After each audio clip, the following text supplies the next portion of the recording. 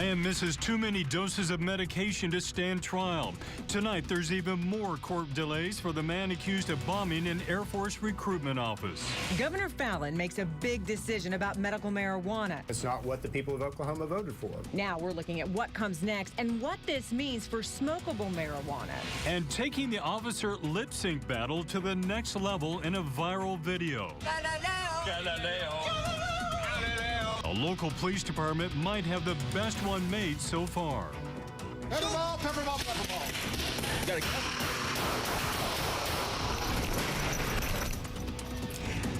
But first, new developments in a violent shooting at a gas station at 51st and Harvard. This video is from July 3rd, where the suspect and an officer opened fire on each other. Tonight, charges are filed against John Chapman. But this video is the first time we've had a clear picture of what really happened. Just so you know, it's intense. It started at the Tradewinds Hotel near East Skelly Drive in Harvard. The two officers are questioning a man later identified as John Chapman and a woman. When they asked for his name, this happened. No. What's your name, partner? Is it a crime or something? No, man, we just talk to people. I just like to know who I'm talking to. Oh, okay. Well, am I free to go? You ain't done nothing wrong. Am I free to go? Yeah, absolutely. Oh, okay. All right, appreciate it. He then drives off. Officers then find out the tag on Chapman's van actually belonged to another vehicle. They found him and the woman at the Quick Trip near 51st and Harvard. Video shows Chapman isn't cooperating with the officers. What is the jurisdiction that y'all have? Well, we're Tulsa police officers.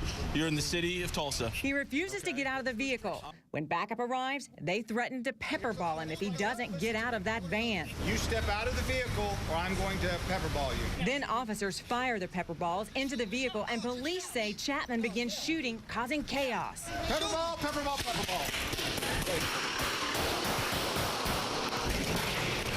The officer who fired into the van is hit in the leg and falls to the ground. After being shot in the chest, Chapman falls out of the van where he's arrested. Both Chapman and the officer shot have been treated for their gunshots. Chapman is now charged with several crimes, including shooting with intent to kill. This newly released video shows the moment a Manford police officer opened fire as a man tried to run him over. Take a look at this close call. The officer fired multiple shots at Joshua Caudell, who caught away. Tonight, he's still on the run, and police don't know if he actually got hit, but they're working with hospitals to track down if he shows up needing medical care. It's been a year now since a pipe bomb exploded at an Air Force recruiting center in Bixby. The trial has been tied up in a legal battle. Benjamin Roden has been officially charged with the crime but hasn't been ruled mentally competent to stand trial. Today, a judge reluctantly pushed back his competency hearing for another 3 weeks. Channel 8's Maureen Worse explains why the wait has been so long. It was first thought to be an act of domestic terrorism and made national headlines. We don't have any reason at this time to believe that the public at large are in any further danger. During the days following the pipe bomb explosion at an Air Force recruiting center in Bixby during July of 2017, we learned, in fact, it was not the work of a terrorist, but of a mentally unstable Air Force veteran, Benjamin Roden. Probably at like 10 o'clock, and I get a text from one of the guys that works here. It's like, hey, did you hear there's an explosion at the store? Seth Barnett hasn't forgotten July 10th, 2017. It's the day he opened up his music shop, and the night the bomb went off just a few doors down. They had this stuff picked up pretty darn quick, but you could just see, because the doors were basically blown off. An affidavit released on July 12th spelled out Roden's motive for setting off the pipe bomb. He claimed the Air Force kept him from being accepted by the U.S. Marines. But other than the initial findings, little else has come to light. A glance at the court proceedings show sealed medical records and delays due to his mental instability. Today was no different after a judge delayed his competency hearing for another 3 weeks. Time was a focus here today, and right before the judge pushed the case back, he said, "We all know how long this case has been pending." According to Roden's attorney, he hasn't been receiving the proper medication during his last few weeks at David L. Moss, and they're hoping in the next 3 weeks he'll be mentally competent to stand trial.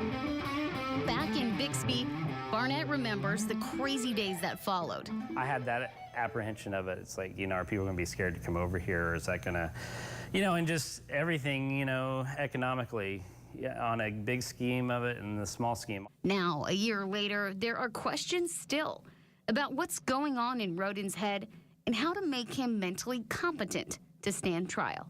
Maureen Wirtz, Tulsa's Channel 8. We'll be there. Rodin's next competency hearing on August 7th. Attorneys representing Rodin say they're hopeful that'll be enough time to get his medicine sorted out. Also breaking tonight, northbound lanes at the Creek Turnpike near 71st Street now back open, but not before causing issues for drivers. A semi-truck filled with a main ingredient in laundry bleach, it actually spilled onto the road, and Tulsa HADMAT crews had to work for hours to get that mess cleaned up. An inside tip leading to a big investigation within the Mays County Sheriff's Office. Tonight, a deputy's out of a job and could end up in jail himself. Channel 8's Ethan Hutchins reports he's accused of taking illegal drugs from evidence lockers. It's an alleged crime Sheriff Mike Reed never thought would happen in his office. Last Monday, we had a viable tip that I had an employee that was possibly involved in some illegal activity. That employee is Brett Mull, then a deputy with the Mays County Sheriff's Office for more than 15 years. There's no excuse for it, none whatsoever. Sheriff Reed says Mull is suspected of taking drugs that were supposed to be placed into the evidence vault. The initial information that I did receive was it looked like there was some meth that was involved. How much was taken is still unclear. The sheriff says certain details are under investigation.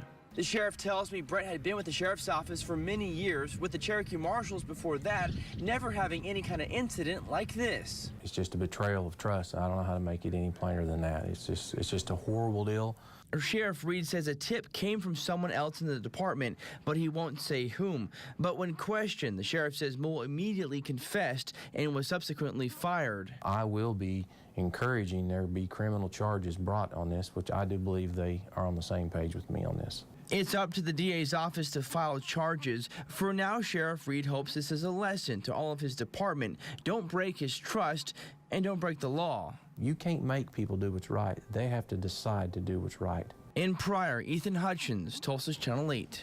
Sheriff says the entire department took a refresher course on packaging evidence back in January. He says everyone is trained on evidence procedures when hired. Happening today, Governor Fallin signs emergency rules to start the process of rolling out medical marijuana. These rules were approved by the State Board of Health despite backlash from several supporters of State Question 788. No dispensary will sell smokable marijuana. Now tonight, the battle over medical marijuana is far from over. Groups met today in Owasso to talk about possible legal action against the state.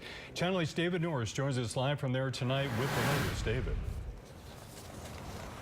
Yeah, let me tell you, there were a lot of upset people in that meeting here today. They say those new regulations will effectively kill State Question 788, and they're ready to fight back. If you thought the battle for medical marijuana was over, think again. One thing after another, after another, after another. Supporters met with the media today to talk about those regulations voted on by the Department of Health yesterday. Unfortunately, they showed us yesterday that it doesn't matter what we want. We said reasonable regulations. Those are not reasonable. You do not outweigh the will of the people, especially in those amounts of numbers. Yesterday, the Department of Health, the Board of Directors, just literally spit in our face. Among other things, the regulations prohibit stores from selling smokable marijuana and would require a pharmacist to be on staff. It's not 788, and it's not what we put forth, and it's not what the people of Oklahoma voted for. Yeah, so far, the group that met here today hasn't filed any lawsuits yet, but they have spoken with some attorneys. Live in Owasso, David Norris, Tulsa's Channel 8. David, thank you. Even lawmakers are talking about Governor Fallin's decision today. House Democrats say by approving these rules, both the Board of Health and the governor overturned the will of the people. They were hoping she would veto the rules adopted by the board, which would have forced them to reconsider their decisions.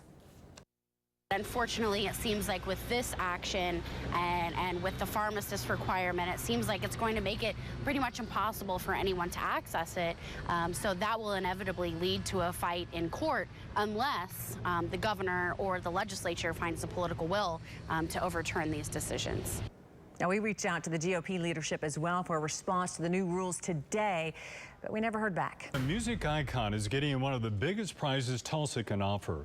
John Mellencamp will be given the Woody Guthrie Prize. He's the 5th recipient to ever earn that award.